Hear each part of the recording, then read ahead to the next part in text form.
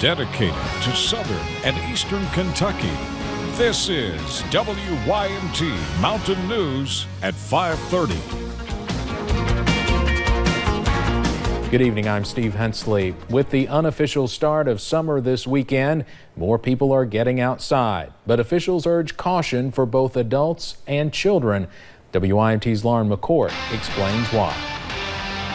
A problem that not only affects Perry County, it is something that's regularly that we have to respond to calls on, but the whole region. The city police and different city workers were finding them, all over the streets. Used needles continue popping up in many public areas, and local officials as well as health departments are asking people to look before you step. And unfortunately, as people get to cleaning cemeteries and more outside during the summer months, that unfortunately they do find needles. Because you never know where one may be disposed. We've had some calls from local churches saying they found needles in their parking lot. So what are the correct precautions to take to keep you safe if you or your child find a needle? We ask that anybody, if they find a needle, we prefer that they call us and we'll come out and we'll pick it up and dispose of it. And make sure you tell your family to do the same. First of all, I think all parents need to use age-appropriate language and teach their children, what needles are and to stay away from them. Simply because just one poke it's a threat to safety.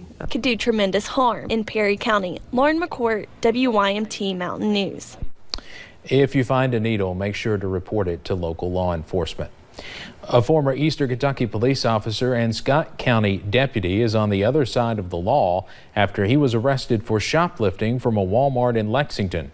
According to online jail records, 42-year-old Silas Whitehead was arrested this morning and is charged with felony shoplifting. Deputies in Scott County confirm Whitehead was a deputy from 2017 until May 6th of this year. They did not say why he no longer works for them.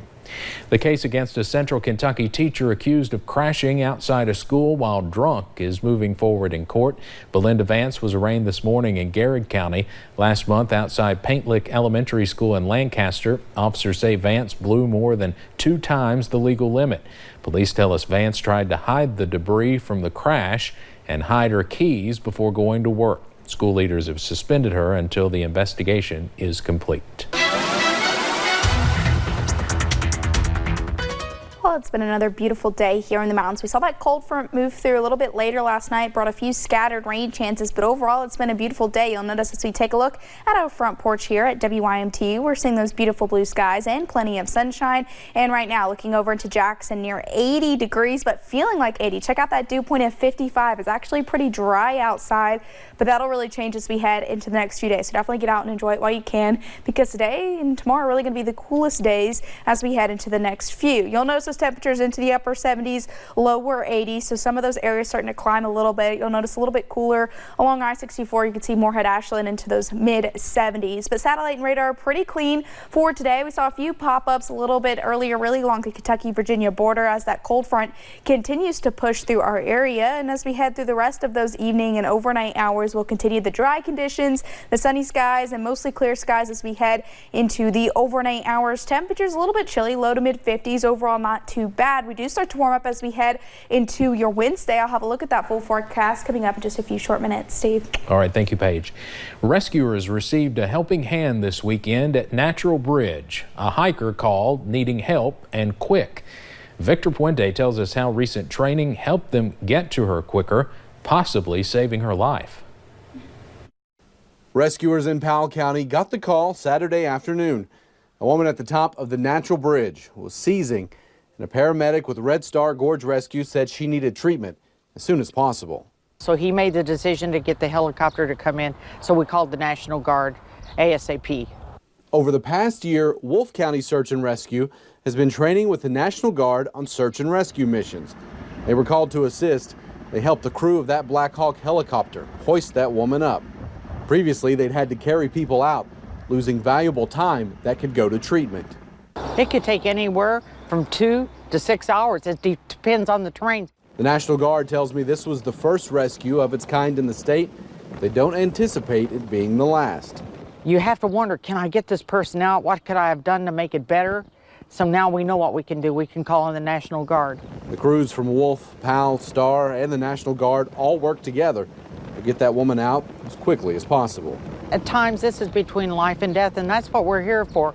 In Powell County, Victor Puente, WYMT Mountain News. That woman was flown to a hospital in Lexington. She was treated and released from the hospital that night.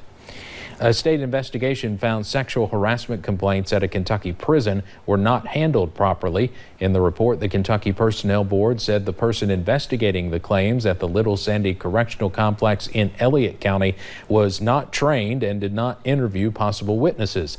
Sergeant Stephen Harper was accused in 2013 and 2014 of sexually harassing guards.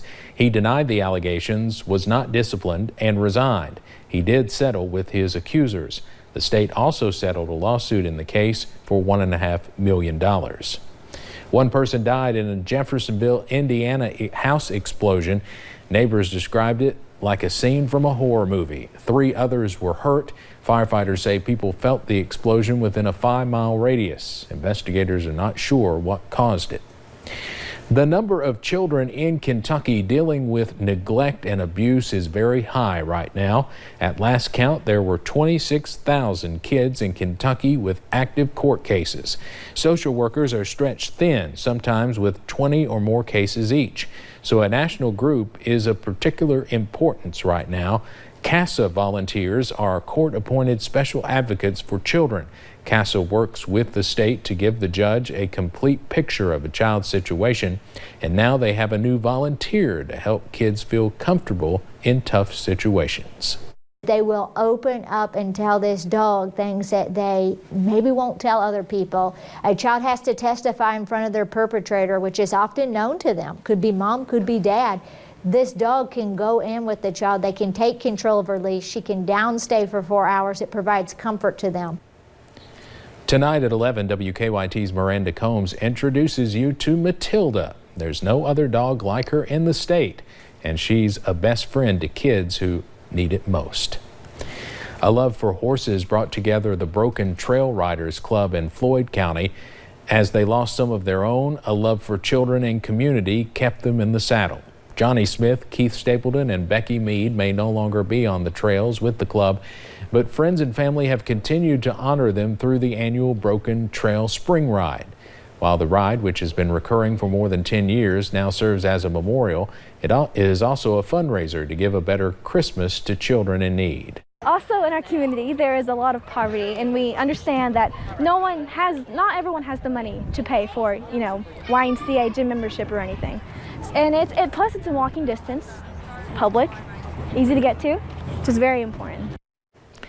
This ride is one of many fundraisers the Broken Trail Horse Club hosts to raise money for its Christmas for Children program. Coming up on Mountain News at 5:30, in many states it is illegal to text and drive, and now some lawmakers want to ban walking and texting. We'll take a closer look. And we'll see those mild temperatures continue as we head into tomorrow, but warm front moves in and we increase those temperatures Wednesday into Thursday, along with a few scattered rain chances. I'll have a look at that full forecast coming up in just a few short minutes. A student who was formerly addicted to drugs is now taking strides to help others who find themselves in the same position. We'll have the details coming up.